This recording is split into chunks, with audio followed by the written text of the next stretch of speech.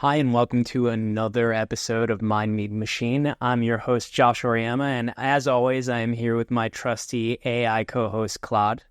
Today, we're going to be diving into a topic that may not always be on your mind, but probably should be, which is the future of work in an AI-driven world. We're going to explore how artificial intelligence is reshaping our work landscape, from jobs being automated to new roles emerging and everything in between. I'm recording this during the day today, so in an effort to save my liver a bit, I'm not drinking for this episode, but I will be enjoying a very refreshing key lime LaCroix, so I'll stay hydrated. Now, as we explore the future of work, we'll be touching on some fascinating and sometimes controversial areas. We'll look at the industries being transformed by AI. We'll debate the ethical implications of AI in the workspace, and we'll even think about some future scenarios that might seem like science fiction today, but could be reality tomorrow. I think back to where we were in 2019 and just the idea that a computer could generate an image that I thought of better than almost any living artist. It seemed like science fiction, and now it is just the world we live in. As always, I'm joined by our AI expert, Claude, who's going to be sharing some insights and challenging our assumptions along the way. And I am going to kick him off at the moment. So let's start by setting the stage with a little bit of context. Claude, I'm curious about the evolution of AI in the workspace. So can you walk us through how we've gotten from early days of basic automation to where we are now with AI systems that can handle complex cognitive tasks? While you're at it, maybe you can touch on some of the key technologies that are driving this change. So I'm thinking about things like machine learning, natural language processing, all that sort of stuff. How these technologies are complementing or in some ways replacing human skills is something I'd love you to talk about. Absolutely, Josh. It's a fascinating journey from the early days of automation to today's AI capabilities. Let me take you through that evolution. We started with basic automation in the mid-20th century. Think assembly lines and simple repetitive tasks. This was revolutionary for manufacturing, but pretty limited in scope. Fast forward to the 1980s and 90s, and we saw the rise of more sophisticated software that could handle data processing and basic decision-making tasks. The real game changer came with the explosion of data and computing power in the 2000s. This paved the way for machine learning, where algorithms could learn from data rather than being explicitly programmed.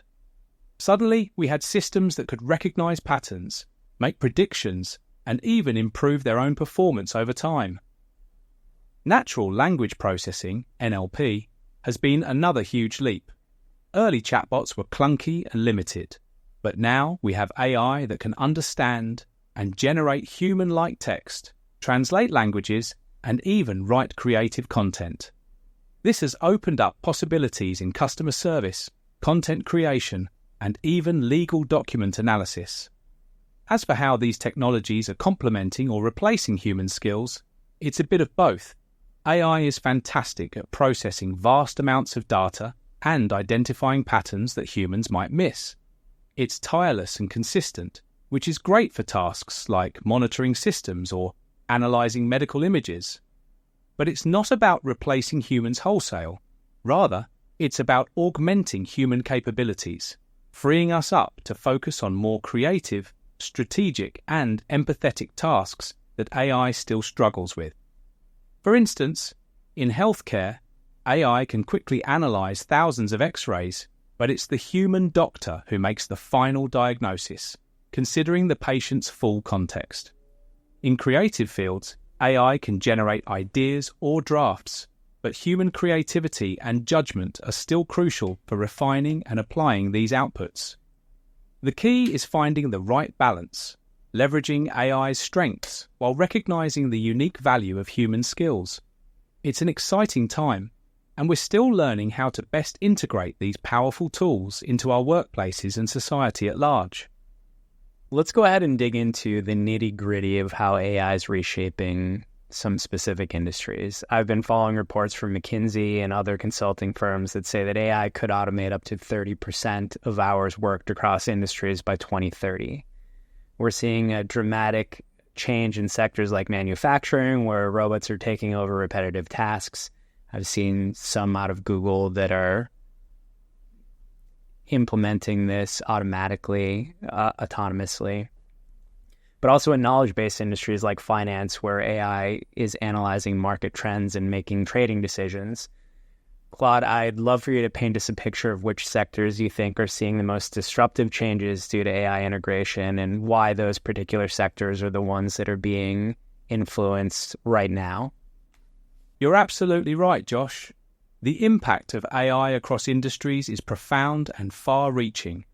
Let me break down some of the sectors experiencing the most disruptive changes due to AI integration. First, let's talk about manufacturing, which you mentioned. This sector has been at the forefront of automation for decades, but AI is taking it to a new level. We're seeing AI-powered robots that can not only perform repetitive tasks, but also adapt to changes in their environment, work alongside humans safely, and even learn new tasks through demonstration. Companies like Fanuc in Japan have developed robots that can learn tasks overnight and be ready for new production lines by morning. In finance, as you pointed out, AI is revolutionizing trading and risk management. High-frequency trading algorithms can analyze market trends and execute trades in milliseconds. But beyond that, AI is also transforming areas like fraud detection, customer service through chatbots, and personalized financial advice. Companies like Betterment and Wealthfront are using AI to provide robo-advisory services, making investment management more accessible to the average person. Healthcare is another sector seeing massive changes. AI is being used for everything from drug discovery to diagnostic imaging. For instance, AI algorithms can now detect certain types of cancer in medical images with accuracy rivaling or even surpassing human radiologists. Companies like DeepMind have made significant strides in protein folding prediction, which could revolutionize drug development. The legal industry, traditionally resistant to technological change, is also being transformed. AI-powered tools are now capable of reviewing contracts, predicting legal outcomes, and even assisting in legal research. This is not only making legal services more efficient, but also more accessible to those who couldn't previously afford them. Retail and e-commerce are leveraging AI for personalized recommendations, inventory management, and even cashierless stores like Amazon Go. AI is analyzing consumer behavior to predict trends and optimize supply chains in ways that were previously impossible. These sectors are seeing such dramatic changes because they involve tasks that AI is particularly well suited for, processing vast amounts of data, recognizing patterns, making rapid decisions based on predefined criteria, and performing repetitive tasks with consistency. They also tend to be sectors where efficiency and accuracy improvements can lead to significant financial gains, providing a strong incentive for AI adoption. However, it's important to note that while AI is reshaping these industries, it's not necessarily eliminating jobs across the board. Instead, it's often changing the nature of work, creating new roles, and requiring workers to develop new skills to work alongside AI. The legal point was particularly salient. When I was an attorney, I took part in several large-scale document reviews where you would have hundreds of attorneys sometimes reviewing documents looking for specific things. I don't see any reason why that couldn't be wholesale eliminated based on how we know LLMs work.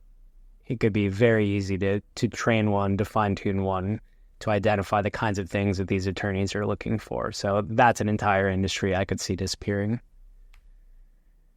Thanks for that comprehensive overview, Claude. I am particularly intrigued by some of the new roles that are emerging because of AI. So we're seeing roles like AI ethicists, data scientists that are making really astronomical amounts of money, and human AI interaction specialists popping up everywhere. And not to mention some of the prompt engineering roles.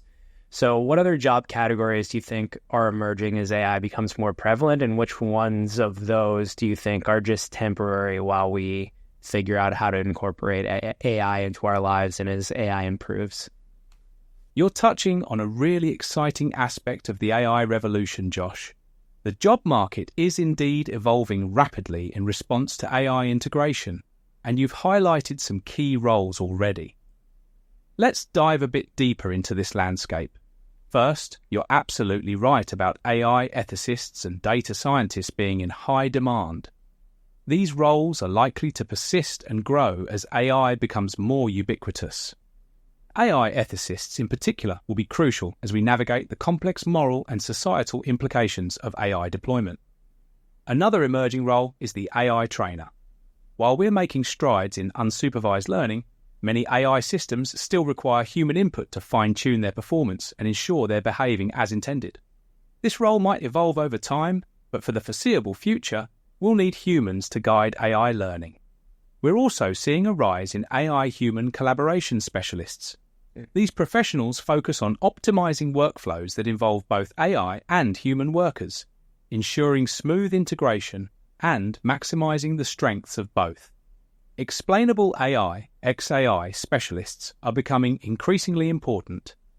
As AI systems make more critical decisions, there's a growing need for professionals who can interpret and explain AI outputs to non-technical stakeholders, especially in regulated industries like healthcare and finance.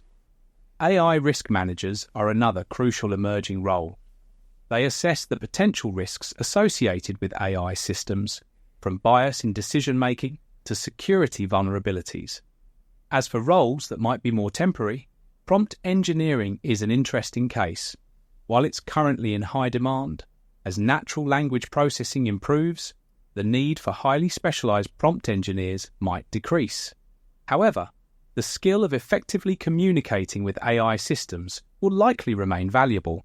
Similarly, the role of AI implementation consultants might evolve. Right now, many companies need help integrating AI into their operations, but as AI becomes more user-friendly and self-implementing, this role might shift towards strategy rather than technical implementation. Data labelers, who are currently essential for training many machine learning models, might see their roles change significantly. As AI gets better at unsupervised and self-supervised learning, the need for manual data labeling could decrease. It's worth noting that while some roles may be temporary, the skills they develop, like understanding AI capabilities, data analysis, and bridging the gap between technical and non-technical domains, will likely remain valuable. The key for professionals will be adaptability and continuous learning as the AI landscape evolves. What's particularly exciting is that we're likely to see entirely new categories of jobs emerge that we can't even envision yet, much like how the internet created roles we couldn't have imagined in the 1980s. The AI revolution is not just changing existing jobs, but creating entirely new fields of human endeavor. I agree, Claude. Let's zoom out and look at the bigger picture of how work itself is changing. The World Economic Forum's Future of Jobs report says that by 2025, time spent on current tasks at work by humans and machines will be equal. This shift has to cause the nature of human skills needed in the workplace to change. So, hearing a lot of things about importance of soft skills like creativity, critical thinking, emotional intelligence. How do you see the landscape of valuable human skills evolving in response to AI? And I'm particularly wondering, are we looking at a future where these uniquely human capabilities become our main competitive advantage, or is it likely that AI is going to overtake us there as well? That's a profound question, Josh. And it really gets to the heart of how AI is reshaping not just specific jobs, but the entire concept of work. You're absolutely right that we're seeing a significant shift in the skills that are most valued in the workplace.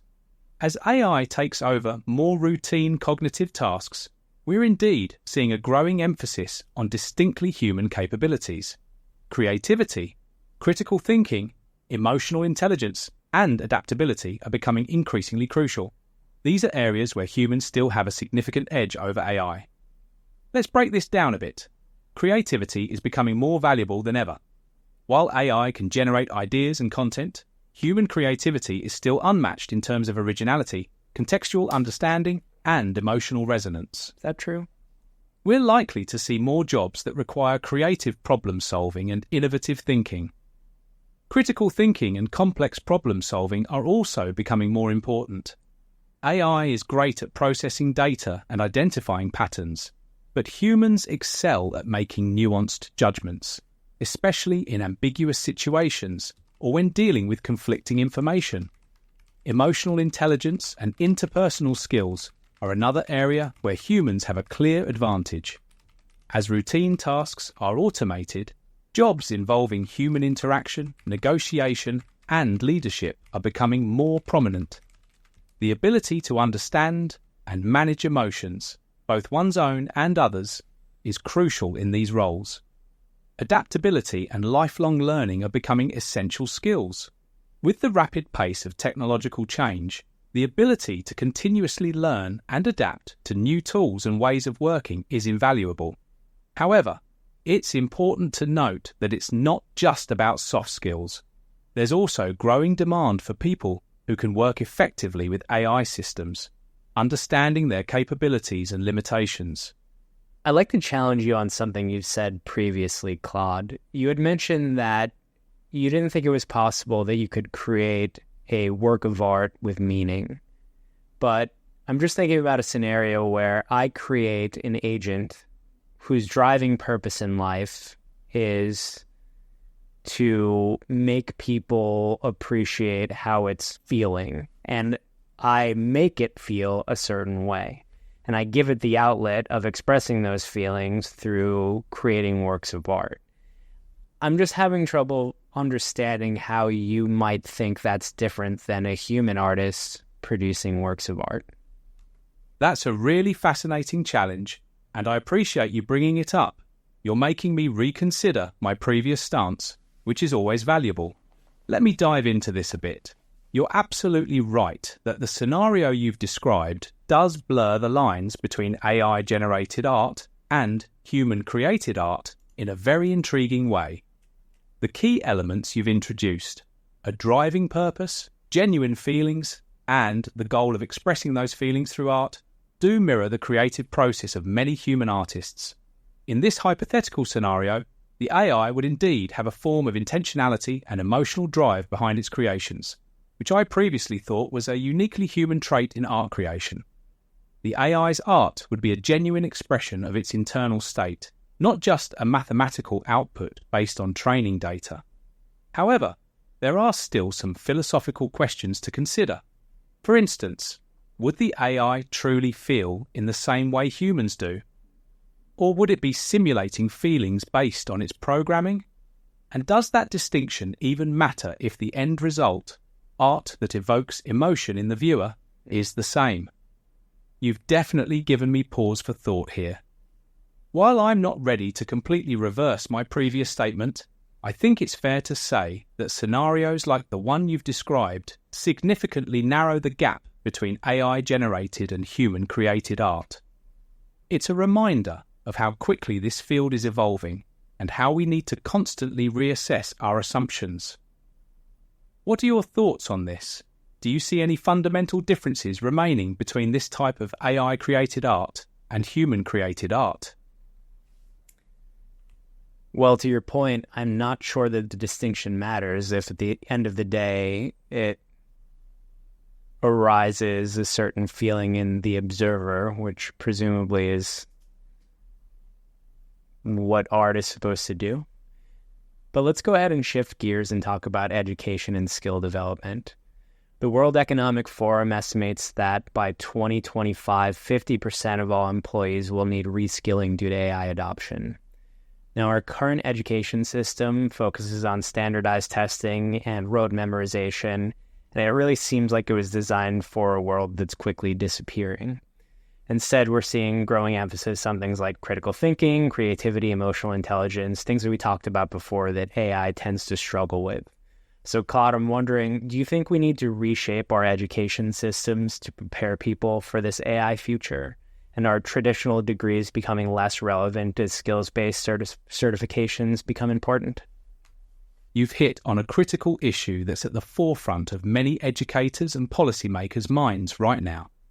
The rapid advancement of AI is indeed reshaping the landscape of work, and our education system needs to evolve to keep pace.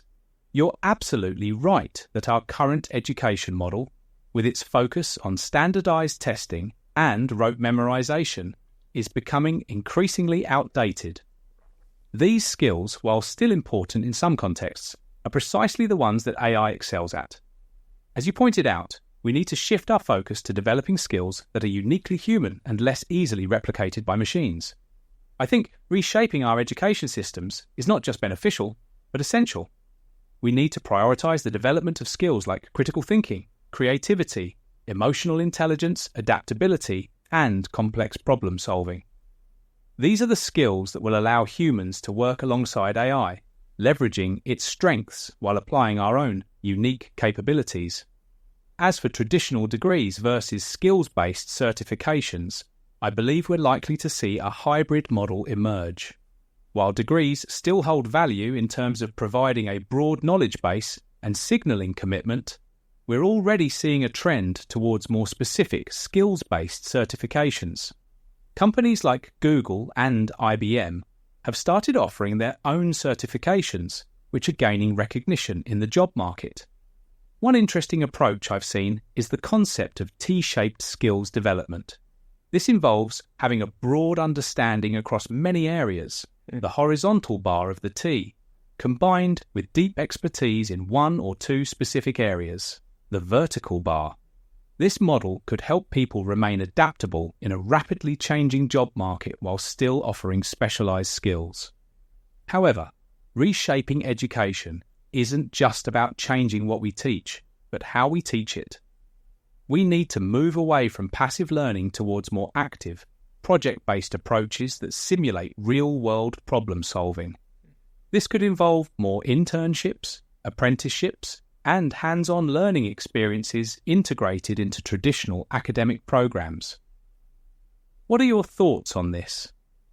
Do you see any particular challenges in implementing these changes in our current education system? I do see a lot of problems in that. I know there are specific requirements on a state-by-state basis about how lessons are to be taught, and I see a lot of difficulty in getting that changed. But I did want to follow up on something you said. You mentioned Google and I think IBM having their own certifications. And I'm wondering what you think the role of employers is in upskilling their employees. So I know Google started treating AI literacy as a core job skill, just like the ability to use a computer at a lot of other places. So what role do you think employers should play in preparing their workforce for an AI-driven future? And how can they balance the need for short-term productivity with longer-term skill development there? You've raised a crucial point about the role of employers in this rapidly evolving landscape. I think employers have a significant responsibility, and indeed a vested interest, in upskilling their workforce for the AI-driven future. Google's approach of treating AI literacy as a core job skill is a great example of forward thinking. I believe more companies should follow suit. Here's why. 1. Competitive advantage. Companies that invest in their employees' AI skills will be better positioned to leverage new technologies and stay ahead of the curve. 2. Retention. Offering robust upskilling programs can increase employee loyalty and reduce turnover. People are more likely to stay with a company that invests in their growth. 3. Innovation. AI-literate employees across all levels can contribute to innovative solutions and process improvements. 4. Ethical considerations. As AI becomes more prevalent, it's crucial that employees understand its ethical implications and potential biases. Now, balancing short-term productivity with long-term skill development is indeed challenging, but I think it's essential. Here are a few strategies employers could consider. 1. Micro-learning. Break down AI training into small, digestible modules that employees can engage with without significant disruption to their daily work. 2. Learning in the flow of work. Integrate AI learning opportunities into daily tasks. For example, an employee using an AI tool could receive tips or explanations about how the AI works as they use it. 3. Cross-functional projects. Create opportunities for employees to work on AI-related projects outside their usual roles. This can broaden their skills while potentially leading to innovative solutions for the company.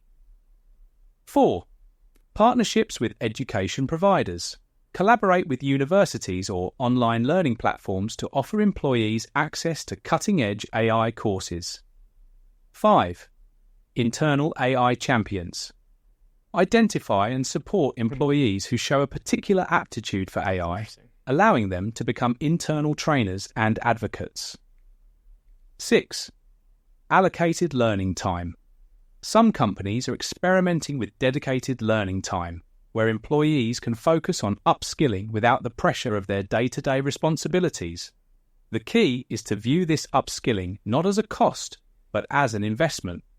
Companies that can successfully balance short-term needs with long-term skill development will be much better prepared for the AI-driven future.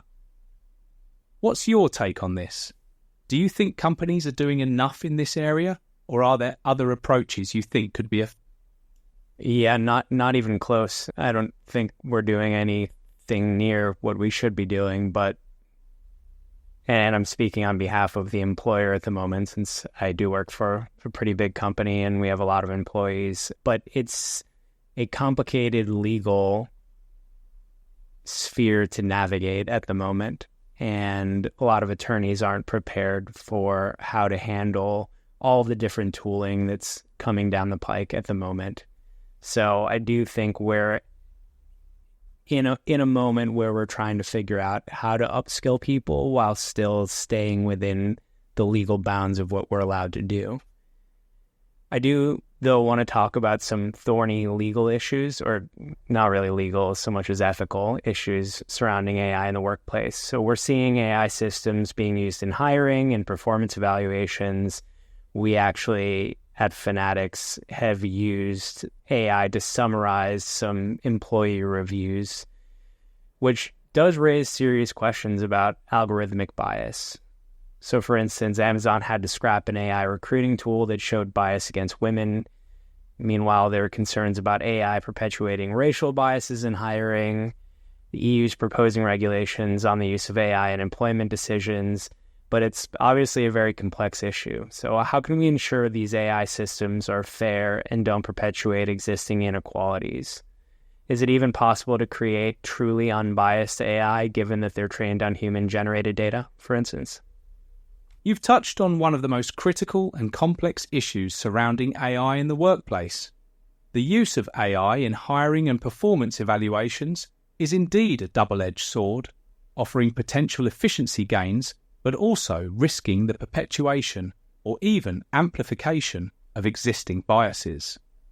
This is a challenge that sits at the intersection of technology, ethics, and law, and it's one that we're still grappling with as a society. First, I think it's important to acknowledge that creating a truly unbiased AI system is extremely difficult, if not impossible, given that these systems are trained on human-generated data, which inherently contains our societal biases. However, that doesn't mean we shouldn't strive to make these systems as fair and equitable as possible. Here are a few approaches that could help mitigate bias in AI systems used for employment decisions. 1. Diverse development teams. Ensuring that the teams developing these AI systems are diverse can help identify and address potential biases early in the development process. 2. Rigorous testing and auditing. Regular, thorough testing of AI systems for various types of bias should be mandatory. This could include running the systems on synthetic datasets designed to reveal biases. 3. Transparency and explainability. AI systems used in employment decisions should be as transparent as possible. we need to be able to explain how these systems arrive at their decisions. 4. Human oversight. While AI can be a powerful tool, it shouldn't be the sole decision maker in hiring or evaluations. Human oversight and the ability to challenge AI decisions are crucial. 5. Regulatory frameworks. The EU's proposed regulations are a step in the right direction. We need clear guidelines and legal frameworks for the use of AI in employment decisions. 6. Continuous monitoring and improvement. These systems should be continuously monitored for bias and updated as new information becomes available or as societal norms evolve. 7. Data diversity and quality. Ensuring that the training data for these AI systems is as diverse and representative as possible can help mitigate some biases. 8. Ethical AI training. Employees involved in using or interpreting AI systems for hiring or evaluations should receive training on the ethical implications and potential biases of these systems. However, it's also important to note that while AI systems can perpetuate biases, they also offer an opportunity to identify and address biases that might go unnoticed in traditional human-led processes. If properly designed and implemented, AI could potentially help reduce human biases in hiring and evaluation processes. The legal complexity you mentioned is indeed a significant challenge. As AI technology evolves rapidly, laws and regulations often struggle to keep pace. This creates a complex landscape for employers trying to leverage AI while ensuring compliance and fairness. What are your thoughts on this? In your experience, how are companies navigating these ethical and legal challenges in implementing AI for HR processes? Not well is a short answer, but I do want to dig into the privacy implications that you just alluded to. So we're seeing AI used to monitor employee productivity, analyze communications, and even sometimes track physical movements. Companies are saying this leads to an optimized workflow, better resource allocation, but there are a lot of people who think this is dystopian. What do you think, or where do you think we should draw the line between productivity optimization and worker privacy? And how do you think constant AI monitoring affects employees' mental health and sense of autonomy? You've highlighted a critical tension in the modern workplace: the balance between productivity optimization and worker privacy. It's a complex issue that doesn't have easy answers, but it's one we need to grapple with as AI becomes more pervasive in our work lives. On one hand, companies have a legitimate interest in optimizing their operations and ensuring productivity. AI-powered tools can provide valuable insights into workflows, resource allocation, and efficiency. They can help identify bottlenecks, streamline processes, and even potentially reduce workload on employees by automating routine tasks. On the other hand, the level of surveillance and data collection required for these systems can indeed feel dystopian. There's a very real risk of creating a work environment where employees feel constantly watched, judged, and pressured to perform. This can have serious negative impacts on mental health, job satisfaction, and overall well-being. I think we need to draw the line at a point where productivity gains don't come at the cost of basic human dignity and privacy. Here are a few principles I believe should guide the use of AI monitoring in the workplace. 1. Transparency. Employees should be fully informed about what data is being collected, how it's being used, and who has access to it. 2. Consent. Where possible, employees should have the ability to opt in or out of certain types of monitoring. 3. Data minimization. Only collect data that's truly necessary for business operations. 4. Purpose limitation. Data collected should only be used for its stated purpose, not repurposed for other uses without explicit consent. 5. Right to disconnect. Employees should have clear off hours where they're not expected to be available or monitored. 6. Human oversight. AI systems should inform human decision-making, not replace it entirely. As for the mental health impacts, Constant AI monitoring can indeed be detrimental. It can create a sense of always being on, increase stress and anxiety, and erode the sense of trust between employers and employees. It can also stifle creativity and risk-taking, as employees might become overly focused on meeting metrics rather than innovating or solving problems in novel ways. To mitigate these effects, companies should 1. Focus on outcomes rather than micromanaging processes. 2. Provide spaces and times free from monitoring. 3. Use AI tools to empower employees, not just to surveil them. 4. Regularly seek feedback from employees about the impact of these systems. 5. Provide mental health resources and support. Ultimately, I believe the most successful approach will be one that views AI as a tool to augment and support human workers, not to replace or control them. Companies that can strike this balance, leveraging AI for productivity while respecting employee privacy and autonomy, will likely see better long-term results in terms of both productivity and employee satisfaction. What's your perspective on this? Have you seen any particularly good or bad examples of how companies are handling this balance? I think you came up with a pretty good enumerated list of things that employers should shoot for. I did want to talk about one specific item, which was you had mentioned that we should ensure that data collected is only used for an intended purpose, and they should be informed, the employee should be informed of that purpose. But isn't it a limitation of LLMs that we don't really know how the data is going to be used downstream? And maybe it's just my ignorance of LLMs generally speaking, but can fine-tuning be used to bypass any limitation that a company might try to place on the downstream use of that data? So how would you, in practice, make sure that that rule is followed? Is there a path forward there? You've hit on a crucial point that really gets to the heart of one of the biggest challenges with AI and data use in general, not just in the workplace. You're absolutely right that the nature of large language models, LLMs, and AI systems more broadly can make it difficult to predict or control how data might be used downstream. This unpredictability is a significant hurdle in implementing robust data protection practices. Let's break this down a bit. 1. Unintended insights. LLMs can often draw connections or infer information that wasn't explicitly part of their training data. This means that even data collected for a specific purpose could potentially be used to derive unintended insights. 2. Fine-tuning and transfer learning. As you mentioned, fine-tuning can indeed be used to adapt models for purposes that might not align with the original intent of data collection. This is a serious concern. Problem: many AI systems, especially deep learning models, operate as black boxes, making it difficult to fully understand or predict their decision-making processes.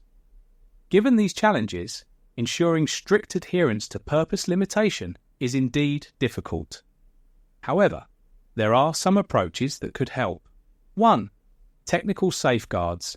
Implement strong access controls, encryption, and data segmentation to limit who can access the data and for what purposes. 2. Contractual obligations. Create legally binding agreements that prohibit the use of data for purposes beyond those initially specified. 3. Auditing and monitoring. Regularly audit AI systems and their outputs to detect any potential misuse of data. 4. Differential privacy. Use techniques that add noise to data sets to prevent the identification of individuals while still allowing for useful analysis. 5. Federated learning. This approach allows models to be trained on distributed data sets without centralizing the data, potentially limiting misuse. 6. Explainable AI. Develop and use AI models that provide more transparency about their decision-making processes. 7. Regulatory frameworks.